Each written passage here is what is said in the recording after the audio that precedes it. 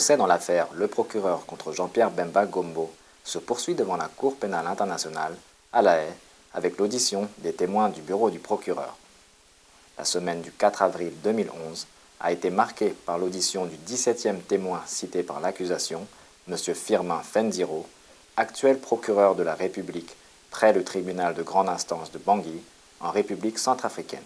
Jean-Pierre Bemba Gombo serait pénalement responsable pour avoir effectivement agi en qualité de chef militaire de crimes contre l'humanité, meurtre et viol, et de crimes de guerre, meurtre, viol et pillage qui auraient été commis sur le territoire de la République centrafricaine au cours de la période comprise approximativement entre le 26 octobre 2002 et le 15 mars 2003. Son procès s'est ouvert le 22 novembre 2010 devant la chambre de première instance 3 de la Cour. M. Firmin Fendiro, au cours de l'interrogatoire du bureau du procureur, est revenu sur les événements survenus en RCA entre octobre 2002 et mars 2003, évoquant notamment la présence de troupes du MLC, Mouvement de libération du Congo, dans plusieurs quartiers de Bangui. M. Fendiro a également fait état de sa participation, dans le cadre de ses fonctions de procureur de la République, à des enquêtes ouvertes en août 2003 sur des exactions qui auraient été commises par les troupes du MLC. Il a répondu aux questions de Maître Ibrahim Yila, substitut du procureur. Sur la base de votre analyse des informations et d'après ce que vous savez, est-ce que Jean-Pierre Bemba était au courant des crimes commis par ces troupes? Avez-vous des informations sur la base de vos enquêtes qui vous permettent d'affirmer cela? Merci. D'abord, dans le temps voisin des événements, M. Jean-Pierre Bemba était venu à Bangui faire une revue de sa troupe. Il était venu à Bangui. Ça, c'est de un. Il ne pouvait pas ignorer ce qui s'était passé. 2. Le président Patassé, qui était en accord étroit avec lui, a déclaré que les troupes du MLC vivent en harmonie avec la population centrafricaine. Ce n'est pas une déclaration gratuite. Ça veut dire qu'il y a un fond.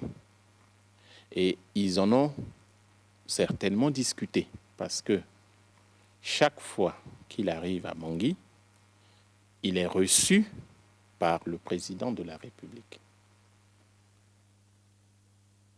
Troisièmement, son secrétaire général, dont je citais tout à l'heure, qui a parlé sur les ondes pour dire que les auteurs seront traduits devant la cour martiale. Il a pris son information où? Il est secrétaire général. Jean-Pierre Bemba est président. Je ne pense pas qu'il a fait cette déclaration de son propre chef. Les faits, ce ne sont pas des faits isolés, des faits généralisés. Les cas de viol, par exemple, c'était des faits généralisés. Ce n'était pas isolé. Et comme ce n'est pas isolé, ça veut dire qu'ils étaient au courant. Mais du fait qu'ils étaient au courant, quelles étaient les mesures qu'ils avaient prises pour faire arrêter ça? Rien. Voilà le sens de mon affirmation. Les charges qui étaient retenues étaient les charges de viol, pillage, vol, destruction de biens, arrestation et séquestrations arbitraires, assassinat, etc., qui étaient retenus. Patassé était retenu comme complice de ces actions. Jean-Pierre Bemba aussi C'est parce que, comme je vous l'ai expliqué, dans notre conclusion, on n'a pas retenu en tant que tel. Mais en réalité, il n'a pas été auteur matériel. Mais nous, si c'est pour le poursuivre, il est auteur intellectuel. Il est complice. Alors, donc, ce sont au regard du droit centrafricain. Voilà les éléments en ce qui concerne ces deux personnalités. Les troupes du MLC sont venues à Bangui dans un but bien précis. Défendre les institutions de la République. Faire obstacle à l'action des rebelles du général Bozizé. C'était la mission. Il quittait la base du MLC, je ne sais où, mais du moins dans l'Équateur, pour Bangui, c'était avec ce but. L'interrogatoire du bureau du procureur a été suivi d'une série de questions menées par maître Assingambi Zarambo, représentant légal des victimes. Vous avez déclaré, je cite, « Au sortir de la guerre, il régnait une insécurité généralisée, la police judiciaire n'avait plus d'équipement, les armes circulaient partout dans la ville et les potentiels témoins avaient peur de parler par crainte de représailles. » Et la référence est CAR OTP 005 0102, paragraphe 19. Alors, ma question est la suivante. Selon ces potentiels témoins, ces représailles pouvaient provenir de qui? L'État n'existait presque pas.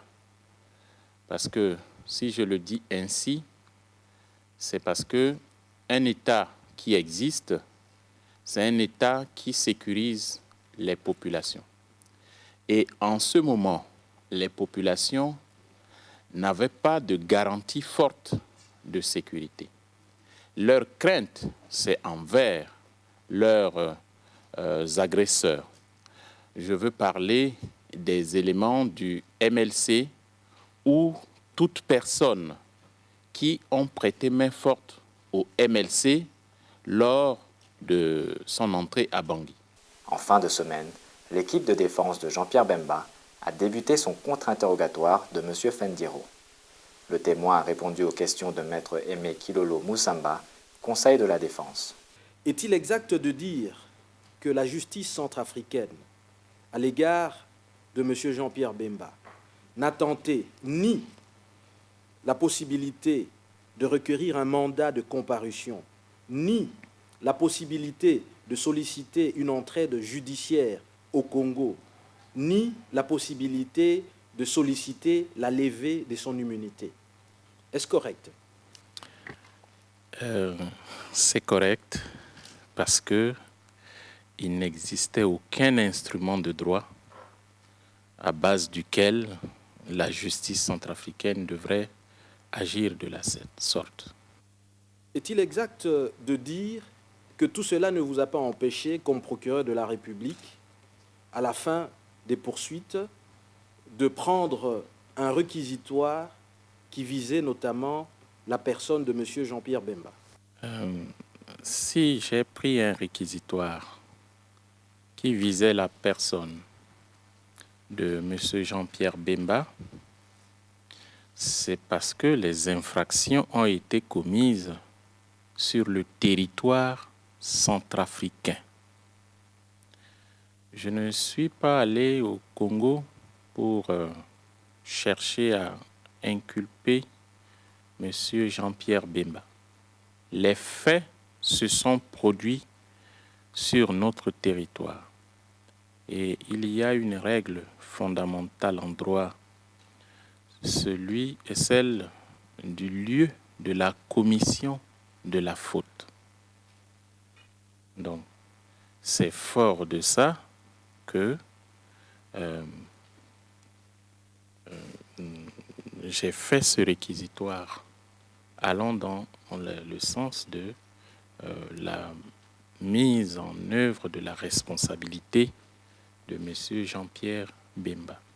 La défense continuera son contre-interrogatoire de M. Fendiro lors de la semaine du 11 avril 2011.